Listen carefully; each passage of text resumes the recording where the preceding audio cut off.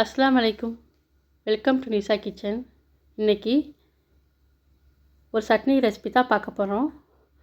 சூடான இட்லியில் இந்த சட்னி வச்சு சாப்பிட்டா ரொம்ப டேஸ்டியாக இருக்கும். அந்த சட்னி இப்போ எப்படி செய்யுதுன்னு பார்க்கலாம். அதுக்கு ஃபஸ்ட்டு பேன் வச்சுட்டு ஆயில் சேர்த்துக்கலாம். கொஞ்சமாக ஆயில் சேர்த்துட்டு காஞ்ச மிளகாவை நல்லா இதுமாரி வறுத்து எடுத்துக்கலாம்.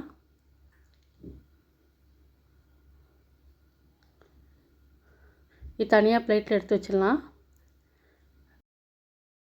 இப்போ அதே பேனில் கடலைப்பருப்பு எடுத்து வச்சுருக்கேன். அதையும் இதில் சேர்த்துடலாம். இதில் அளவுலாம் வீடியோ கீழே வரும், செக் பண்ணி பார்த்துக்குங்க.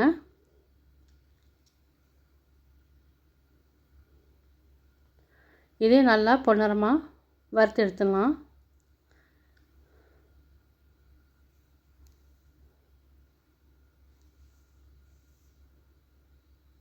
இதையும் ஒரு பிளேட்டில் மாற்றிடலாம். இப்போ இதே பேனில் வெங்காயத்தை சேர்த்துடலாம். இது அளவுலாம் வீடியோ கீழே வரும், செக் பண்ணி பார்த்துக்குங்க. வெங்காயத்தோட 3 பல் பூண்டையும் சேர்த்து நல்லா வதக்கி எடுத்துக்கலாம்.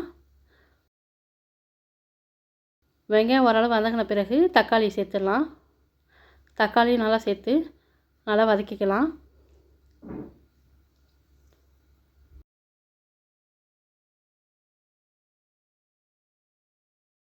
நல்லா வதங்கிடுச்சு. இதை நல்லா ஆறின பிறகு நம்ம அரைச்சி எடுத்துக்கலாம்.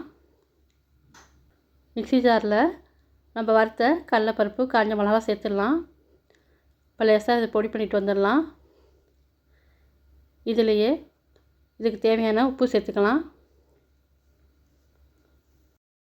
நம்ம ரெடி பண்ணி வச்சுருந்த வெங்காய தக்காளியை இதெல்லாம் சேர்த்துடலாம். உங்களுக்கு காரம் அதிகமாக வேணும்னா நீங்கள் கூட காஞ்ச மிளகா சேர்த்துக்கலாம். கொஞ்சம் தண்ணி சேர்த்து நல்லா அரைச்சி எடுத்துக்கலாம். ரொம்ப டேஸ்டியான சட்னி ரெடி ஆயிடுச்சு.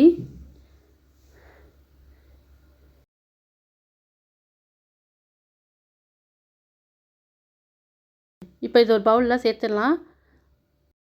தண்ணி ஊற்றி நல்லா மிக்ஸ் பண்ணி எடுத்துக்கலாம்.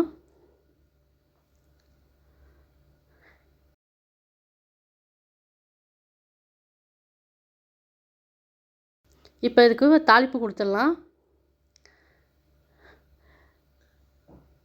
கடுகு, கருவேப்பிலை, காஞ்ச மிளகா போட்டு நான் தாளித்து இதில் சேர்த்துட்டேன். சூப்பராக சட்னி ரெடி ஆயிடுச்சு. நல்லா சூடான இட்லியில் இந்த மாதிரி சட்னி வச்சு சாப்பிட்டா ரொம்ப டேஸ்ட்டாக இருக்கும். நீங்கள் அந்த சட்னி ரெசிபியை ட்ரை பண்ணி பாருங்கள்.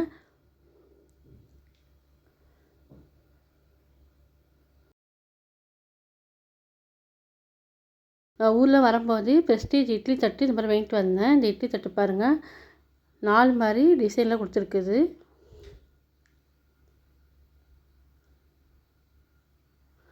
ஒன்று ஹார்ட் ஷேப்பில், அப்புறம் ஆப்பிள் ஷேப்பில்,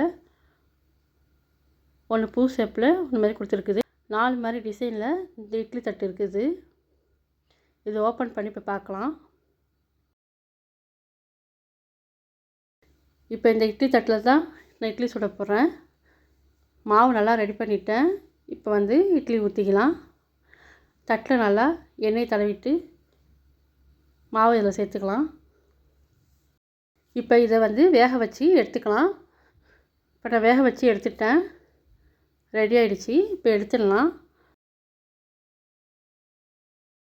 ஆறின பிறகு இப்போ பிளேட்டில் எடுத்து வச்சுக்கலாம். 4 மாதிரி டிசைனில் இட்லி ரெடி ஆகிடுச்சு. அந்த இட்லியோட இந்த சட்னி வச்சு சாப்பிட போகிறோம். நீங்களும் உங்கள் வீட்டில் இந்த மாதிரி செஞ்சு பாருங்கள். இந்த வீடியோ உங்களுக்கு பிடிச்சிருந்தால் லைக் பண்ணுங்கள், ஷேர் பண்ணுங்கள். மறக்காமல் நிசா கிச்சன் சேனலுக்கு சப்ஸ்கிரைப் பண்ணிக்கோங்க. அடுத்த ஒரு வீடியோவில் பார்க்கலாம்.